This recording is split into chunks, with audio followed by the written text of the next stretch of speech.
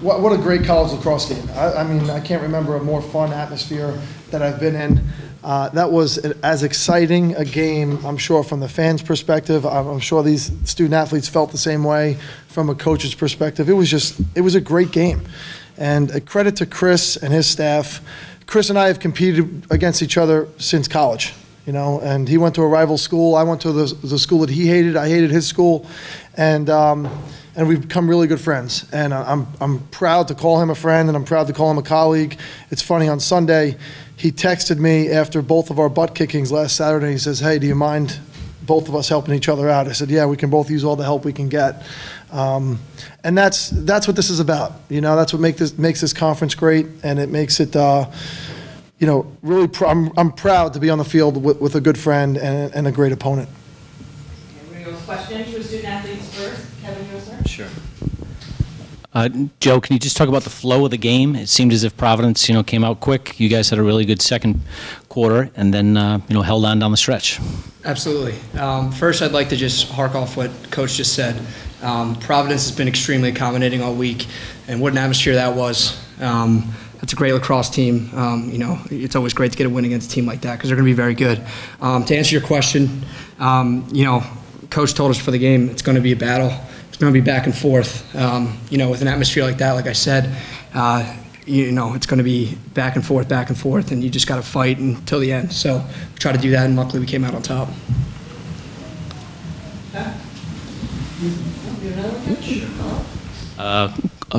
Cole, I'm not sure if you're a freshman or not, but how do you, sophomore, how do you compare this experience to last year? You know, 2 in a row is tough to do. It is. That last minute, I mean, that last minute felt like we were practically in Denver. Very similar situation. Powerhouse offense. You know. Yeah. That was going through my mind, but I trusted my defense. I trusted, you know, my ability and our ability, and I trusted just the flow of the game and the experience that we had from last year to be able to pull it out again. And so, you know, it all came together. This one's for Joe. The seniors coming in kind of mirror the seniors that went out. How can you kind of talk to the experience that they gave you and the experience that you're giving the next class of juniors for next year? I think I can speak for most of the seniors this year that that senior class was very special, and we learned a ton from them. They're just great leaders, and you know, having the opportunity to be in the Big East tournament last year and playing the championship game, we learned so much from them. So you know, we just tried to apply what we learned last year, and just, you know, lead this team. Like I said on Thursday, with their backs against the wall, nothing to lose, just playing for one more game.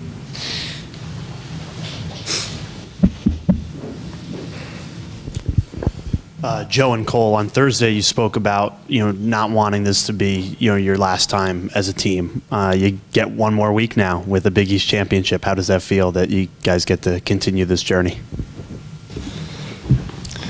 It feels great, the fact that we have another week. Just like Joe had said about the special seniors that we had last year, this group of seniors is a really special group of seniors. And they're driving the team, they're putting the team together, and they have the expertise, we have the expertise, and, you know, we're just excited to continue this boat going with them. Yeah, I think Cole said it great. Having one more game is just, it means the world to me. It means the world to my teammates. You know, we all love each other. We have a blast together. And, you know, getting that win is huge, and we're really excited to move forward. Nick, you want to add to that? Like Joe just said, how we all love each other. I mean, that's what this team's based off of. It's love. Every defensive possession, we always bring it in. Each Cole, Nick, Grill, or Jackson. I love you guys. Let's. Oh, sorry. Let's do this. You're good. My bad. I love you, Nick. I love you, Nick. Big East Championship. You're good. You're good. Cool. That's why you don't come to these things. You fine. Yeah, it's just basically, I love you guys. Let's do this. And what about your head coach? You know, what he's been able to do with your group 2 years in a row winning the Big East Championship? I think it's impossible to put into words. What Coach Amplo has done for this program is extremely special. He's dedicated his life to building something extremely, extremely special. I think I speak for everyone when I say, you know, we owe our lives to him. I mean, he gave us a chance. He took a chance on all of us. We weren't all top recruits coming out of high school. He just wanted guys that's going to come in and work hard. He's loved us from the beginning and always gave us a shot. Thanks, Joe. Any other questions for student athletes? All right, thank you. Congratulations, guys. Thank you. Good job, guys. Thank you, Coach. Apologize up here.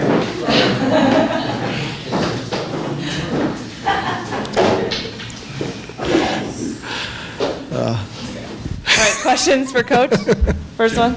Kevin, here, hold on. Where did you go to college and where did Chris go that you've known him so long? I went to Hofstra and Chris went to UMass. So, especially this week after the way UMass beat Hofstra on Thursday night, it's funny. I came. Is it a? No, it's an interesting one. We came here for practice on Friday, and the first thing I did was walk into the Providence Lacrosse office and tried to find Chris, to one, congratulate him, and then two, to bust his chops that UMass broke Hofstra's hearts on Thursday night. What were you thinking down the stretch there? Obviously, it looks like you're in control with about 2 minutes to go, and they make things interesting. Yeah, I was just talking to our AD, Bill Shaw, and I told him when we had 9, I said to our offensive coordinator, Stephen Brunner, just said, I really think we need 10. I just had that feeling in my stomach that those guys, they fight so hard. Providence plays so damn hard, and they were going to make plays down the stretch to get it close. So when we got 10, I took a little deep breath, but the way they were facing off and how hard they were dodging in the fourth quarter, I had the sense it was going to be like that. There was never a moment where I thought we were going to win the game, truthfully, until there was about 3 seconds left and the ball was sitting in the crease. And then when Cole Blazer stepped out of the crease, not realizing that he could have stayed in there the whole time, I thought then again we might lose. So we're really fortunate to get out of here with a win, especially the way Providence played down the stretch. And just your weekend, obviously facing some pretty long odds on Thursday with the regular season champs, and then to play a team playing on its home field, that's two tough games there. Yeah, but and you're absolutely right. But these kids, this group, they've been challenged since they got here. A couple of years ago, we had to go on the road for 11 games, and they never complained. It's never been about the challenge and the negative part. It's been trying to turn that into a positive. And as I told them, I said, look, if you want to play in the NCAA tournament, you've got to beat a team like Denver, and that's okay. And then you've got to beat a team like Providence in what I thought was one of the best college atmospheres I've ever been a part of. Just what a fun day. Coach Kyle Devitt, Inside Lacrosse. Tactically, first quarter was completely different from the second quarter for both teams. What did they do in the first quarter to stifle you guys, and what did you do to turn it around in the second quarter? I thought they beat us up and bullied us. We were getting pushed around on the offensive end. They're so big and strong and physical. Jared Newman is, he's as good as there's been. That kid has brought this program to the level that he probably dreamed about. And I said that to him after the game. God, what a winner and what a tough kid. He set the tone. And our offensive guys, truthfully, were running scared a little bit in the first quarter. And then I think as the game settled in, we didn't get more confident. We just got a little bit more comfortable in that second quarter.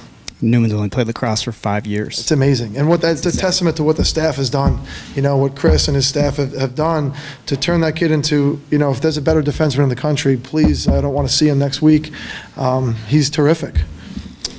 Second half, things kind of turned for you guys. Warm turned a little bit for them. How did that kind of transpire? Did you guys switch to your invert to get a little bit more possession? Because they were kind of bleeding possessions there for a while. Yeah, no, we didn't really switch much with what we were doing. I think our seniors stepped up. Grant Priestel, I thought, played a terrible first half. We pulled him out for 5 minutes to have him catch his breath, and then he went back in there and had a great assist to Kyron Clark, who he probably played 3 or 4 shifts, and he goes in there and does his job. And that's just a testament to the character of those kids, that their role wasn't the biggest role today, but they just accepted it, and when it was their time to step up, they did. Last one from me. Cole Blazer getting Big East MVP from the tournament. How can you talk about his development to this point? He's so confident, and I don't think you realize, but he had stitches. I walk into the halftime room, and he's laying down. Our doctor's shaving his chin, and our trainer's getting the sutures ready, and he had, I think, 6 stitches put in at halftime, and I didn't even know it. His beard was dripping blood. He's as tough as they come. He's a very bright young man. He's very thoughtful. and he's tough. He's tough as nails, and he's been through so much in his life outside of lacrosse that he's handled like a true winner and the champion that he is. A lot was made of last year's senior class, but what can you say about this group of 11 seniors and what they've done for you with now 2 back-to-back Big East titles? I've said it internally that this group, in some ways, is more important than last year's group because they had to take the back seat to such an impactful group of young men for 3 years and accept that role. And the burden of leadership, they never had to share that for 3 years. Until now, and then they're thrust into the spotlight and are asked to do things that they're not comfortable or used to. So it's no surprise to me that it took almost an entire season for that leadership to step up and come to the forefront. And it's also no surprise to me that they're capable of doing that. They're capable of leading us through the challenge and the struggle of being 6 and 7 and having to face 2 great teams in a hostile environment.